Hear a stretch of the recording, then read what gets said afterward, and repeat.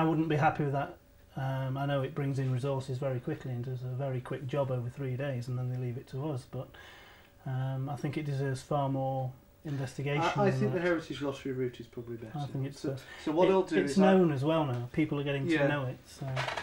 Well, this is the logical thing to then take it forward over the next few years, and we can then start to build in.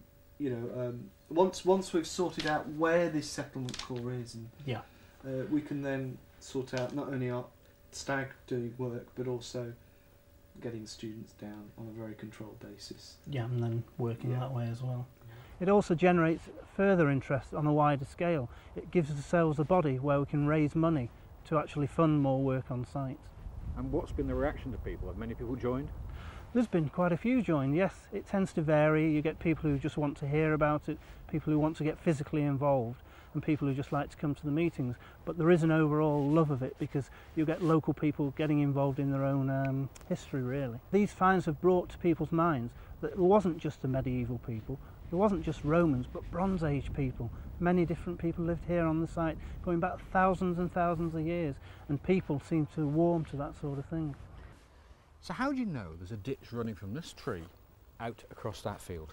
Back in 1999 we did some trial excavations. In short, what we did, we put square metre holes into the ground, known as sondages. We actually came down on a defensive ditch. You could actually see the cut into the ground and the ankle breaking section in the bottom of the ditch. I always thought that the nearest Roman road to here was Altrincham, which is about 5 miles across there. No, you're actually stood on one at the moment. This is a Roman road? This is a Roman road. I suppose it is straight, isn't it? It's very straight, yes. And if you look at it from the air, it travels across all the fields back towards Altrincham. Now, it's only a small Roman road, not one of your major Roman roads. A B road, yeah. But the main thing is, it would have also been used earlier than that. It could have been used from the Bronze Age period right through. In the Bronze Age period, it would have been an ancient trackway because we're on the highest ground, so it's the driest ground. Obviously, that's the best reason for doing it. So, at a depth somewhere down here, a metre or two, we might find evidence of the Roman road. Oh, certainly. There should be metalling, which is stonework for the Roman road, larger cobbles levelled off with smaller pebbles over the top, and finally bedded down to make a nice, hard, smooth surface. Incredible. One of the days I was on the field searching, as I normally do, and I was searching on an area where nothing much had come out. I got a quick signal and I dug down, and I couldn't believe what I saw. A silver coin, a silver denarius, later dated by English Heritage to 118 BC. But that's before the Romans came to Britain. Oh, that's well before. That's during the Iron Age. The people here, the Iron Age people, were trading with Europe. Yes, it's almost certain that there was people coming here from Europe with these coins and trading on site. It's quite possible also that it may have come a little bit later, but we think by the condition of the coin, it was lost fairly close to being new.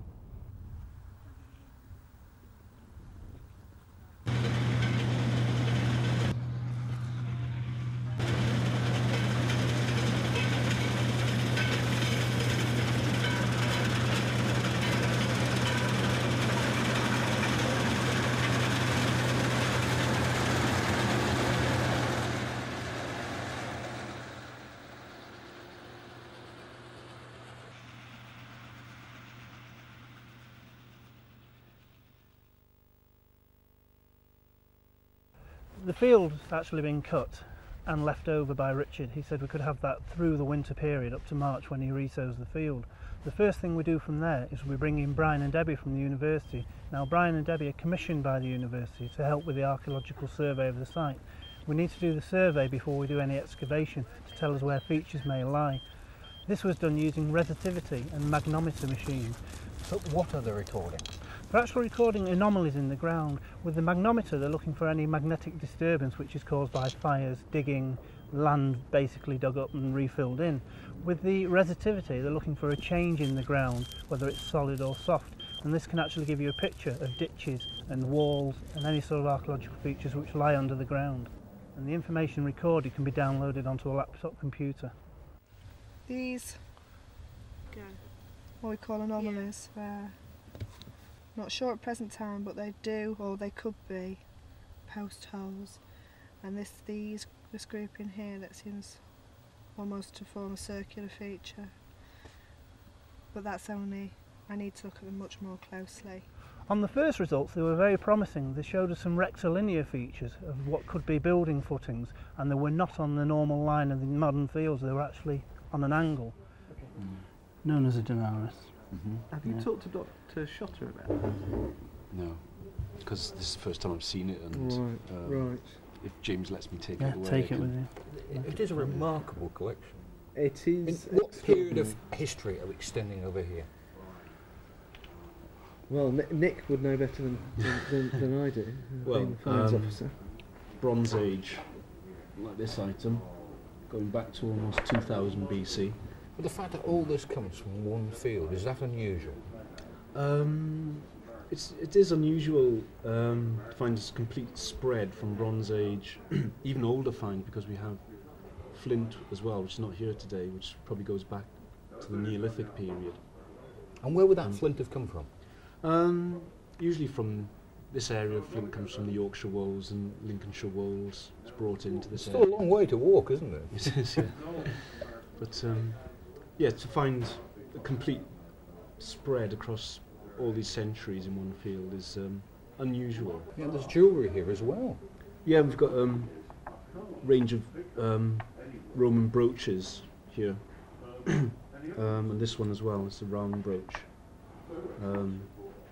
1st, 2nd century AD. If only they could Indeed. talk, because if somebody lost them, Yeah, and we I think probably for weeks after that, where did my brooch go? that's right. And where would that jewellery have been made? We don't know exactly whether they'd be made locally or whether they'd be there's sort of a market for them, whether they'd be made in central places and then being distributed around the country. I mean, I find this totally fascinating, the range of things here. It's absolutely extraordinary for the region. It's an exceptional collection, which is why we're taking it stage by stage. I mean, do you think this is going to prove to be an important site? If we can confirm what we've got here, then yes, I think it will do.